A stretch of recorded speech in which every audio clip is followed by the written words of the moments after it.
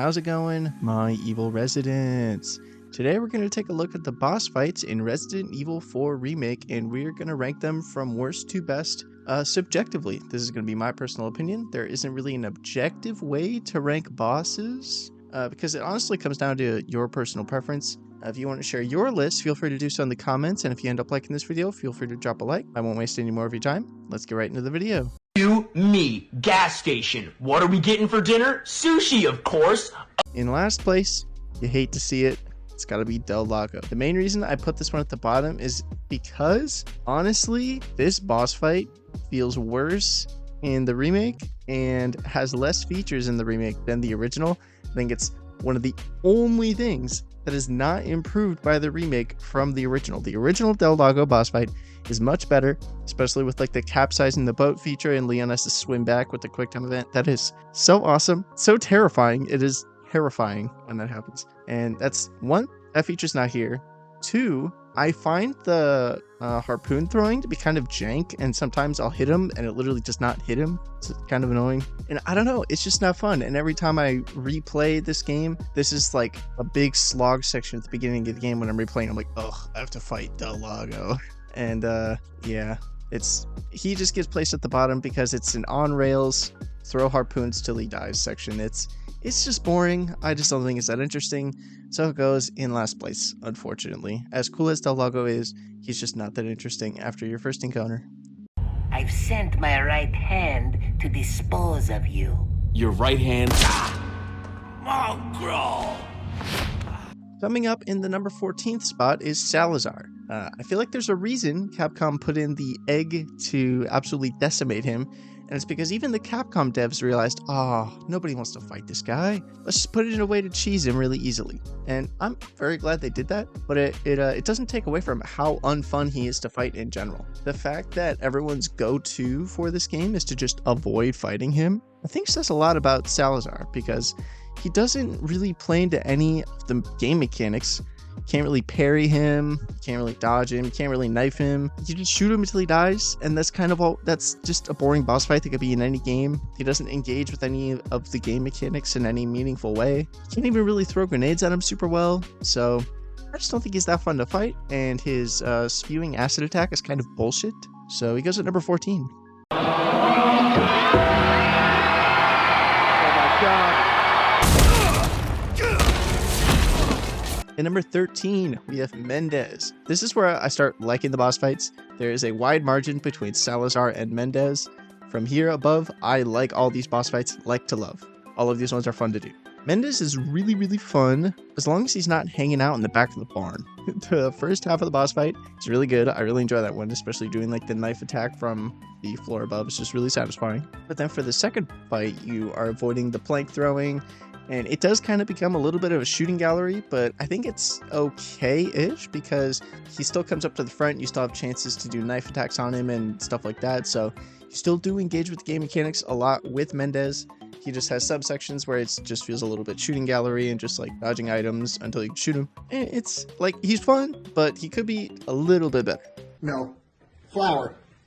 Somebody just asked me why I hate the military.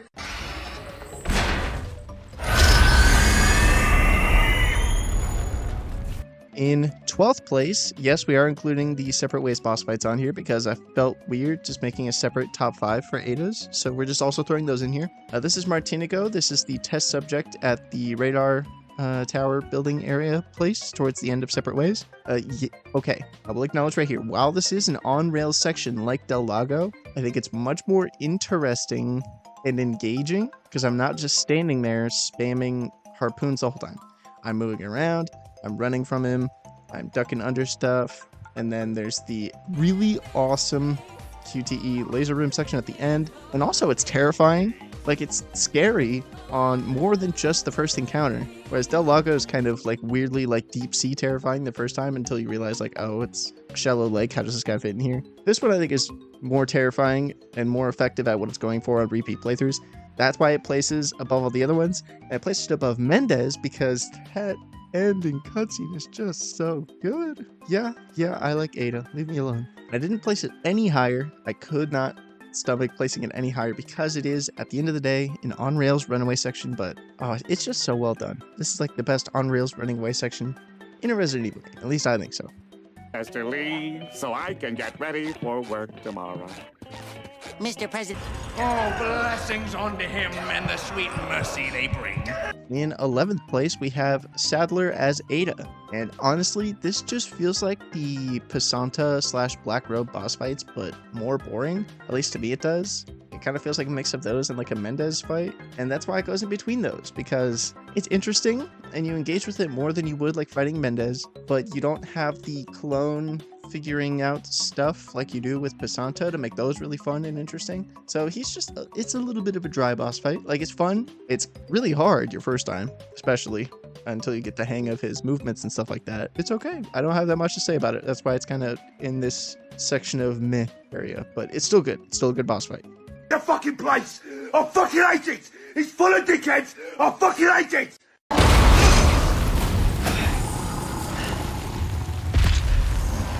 Jesus Christ!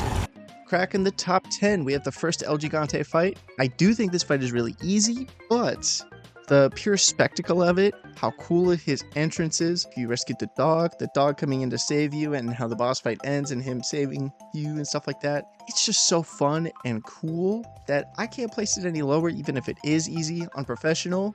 He can one-tap you a couple times, which is a little annoying, but that's just professional for you. El Gigante is he's just a fun boss, okay? He's not a huge challenge.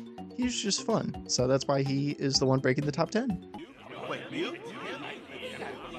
Miles, the black one!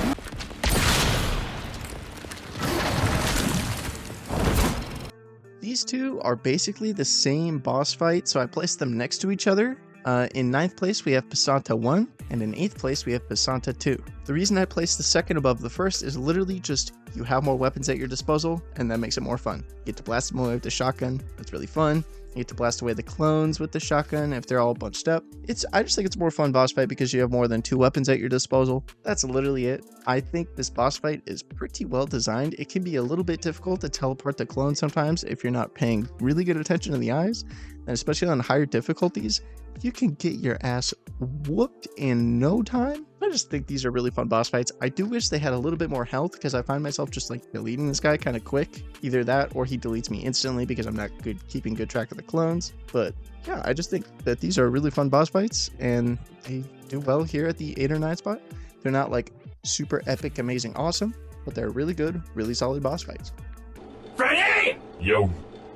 Well, now we've got 2 Freddys in the room. Delivery! At number 7, we have Double Jigante. Now this takes everything from the El Gigante boss, but just makes it cooler, and it adds Luis. Oh, of course it's going higher. This one is just awesome, and then if you've played the old game, and you immediately try to sync them into the thing, it knows that you're going to do that, and it's accounted for by making them actually aware of the lava grate. You can do it to 1 if you're really lucky and really good at timing stuff. You can't do it to both. You literally can't, which is fine by me, to be honest. It mixes it up with adding the dynamite on one of the armored ones and having to break up the back and stuff. It's just really interesting and engaging. And the only like nitpick I have with this one is after you take down the first one, the like waiting around period between when Luis places the dynamite can be a little bit like tedious on repeat playthroughs because you know what's going to happen. You're just waiting for it to happen. You're just like running around hoping he doesn't do that charge attack that's basically undodgeable. And yeah, what can I say? It's good fun. It's cinematic. It's awesome. It's got Luis. Not much more to say about it. Sorry, but we just wanted to... Get out of my house!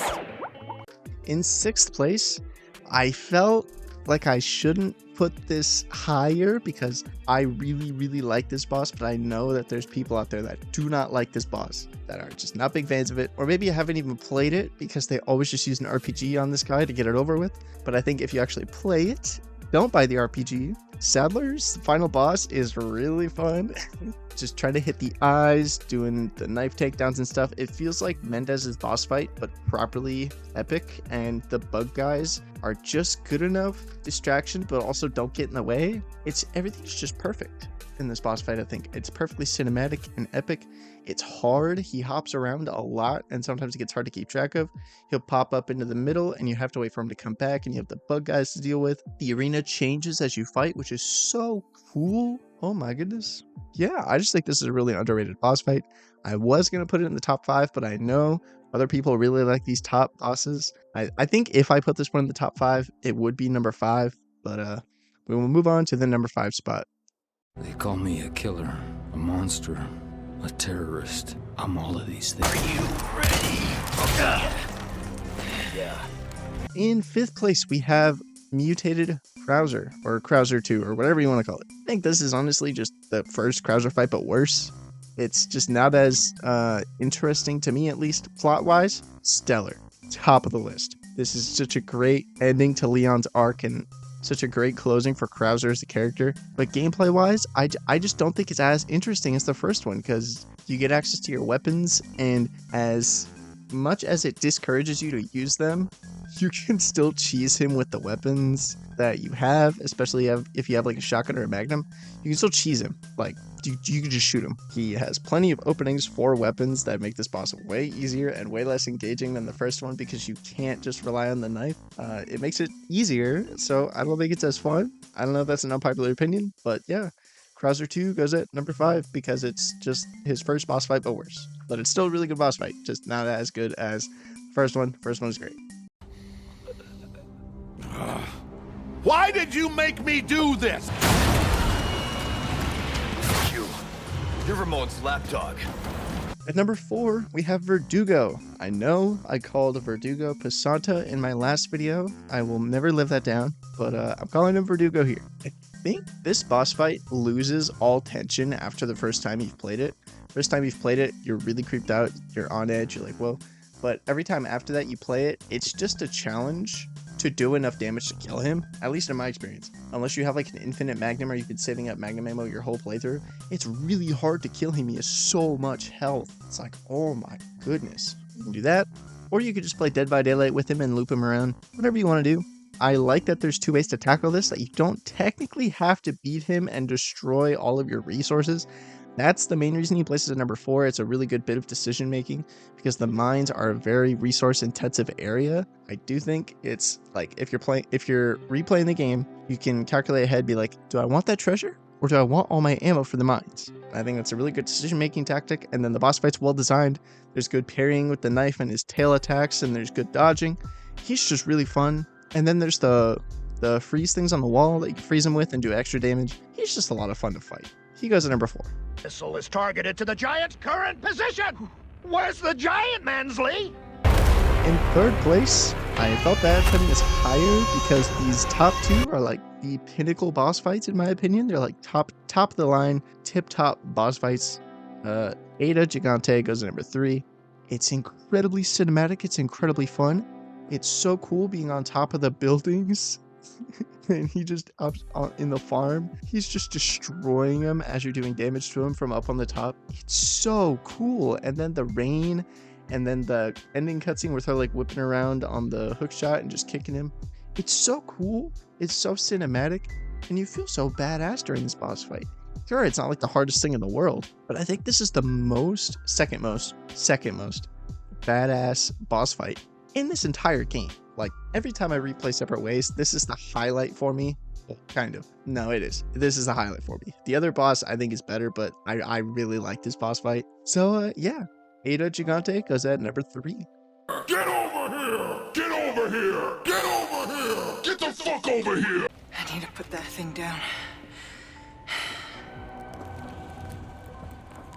In 2nd place, we have Panta III, or U3, whatever you want to call it. It's the OG boss fight that was cut from basic Resident Evil 4 that they put into Separate Ways. And oh my god. The experience of playing Separate Ways when it came out, using my rocket launcher on stage 1 and thinking, phew, that was easy. And then there's a whole other phase of the boss. My heart sank. I was like, oh no. I had no ammo, that's why I used the RPG, right? I was so fucked. It's such a fantastic boss fight, and then the second half of the boss fight's actually fun. It's a wholly unique boss fight, and it is incredibly fun. I love doing that part of the boss fight, and it's really hard. It's harder than the first half of the boss fight, so I'll usually use my RPG for that section and just fight the first half. It kind of depends how much money I have in separate ways, but yeah. They brought this boss fight back in style. It's incredible. It is so fun. I will say it's not like the most cinematic boss fight in the world, but I think it's just so well designed and it uses so many of the game mechanics so well that I can't place it lower. It's like one of the most perfect bosses in a Resident Evil game. It goes at number 2.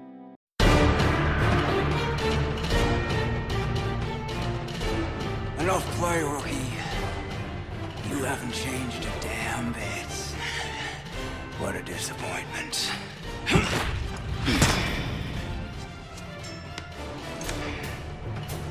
Number 1, you all saw it coming from a mile away, maybe. I know there's a decent subsect of people that really love this boss fight. I'm one of those people. The Krauser knife fight is just so good. I'm so glad it's not a QTE event anymore, even though it technically is, because you're just parrying him and stabbing him in the back again. Oh, it's just so much fun and it's so satisfying, and the lighting coming through the grating is so dramatic. It is so cool and it's so badass and it's so fun and it's so satisfying to land all the perfect parries when he does like the 5 hits in a row. Oh my goodness, I could play this boss fight over and over and over again if I wanted to. I love this boss fight. It's so much fun. I could go on about this boss fight for like 40 more minutes. I'm not going to, because I would just be repeating myself and rambling. You guys get the idea by now. This boss fight just takes the knife mechanic to its logical most extreme and really tests you on it before you really need it for the rest of the game. This is like your knife skills check before the rest of the game to make sure that you're on par with the level you need to be to complete the game without hating yourself. And I think it's really fun, and it fits well with what Krauser is doing to Leon. He's testing him, and the game is testing you. And I just think the parallel of the gameplay matching up with the story right there is just so perfect, and it's awesome, and it's just so satisfying. Yes. That's going to do it for the ranking. Feel free to leave your ranking in the comments. I'd love to see what you guys think. This list might be a little different than most people's. I have weird taste in boss fights. I always kind of have. But yeah, I hope you enjoyed the video. Drop a like if you liked it. Suplex the subscribe button if you want to see more content like this. Roundhouse the notification bell if you want to know every time that I upload. We also do have channel memberships up on the channel, starting at 99 cents if you want to help out the channel directly in any way. All the money that I get from this channel goes right back into the channel, so you can be sure I'm not going to take your money and go spend it on someone's OnlyFans or something like that. No. You will see a return on the videos for every person who becomes a member, and I deeply appreciate all of you. Even if you just watch the video regularly and you enjoyed the video, thank you very much for watching, and yeah, stay evil, my residents.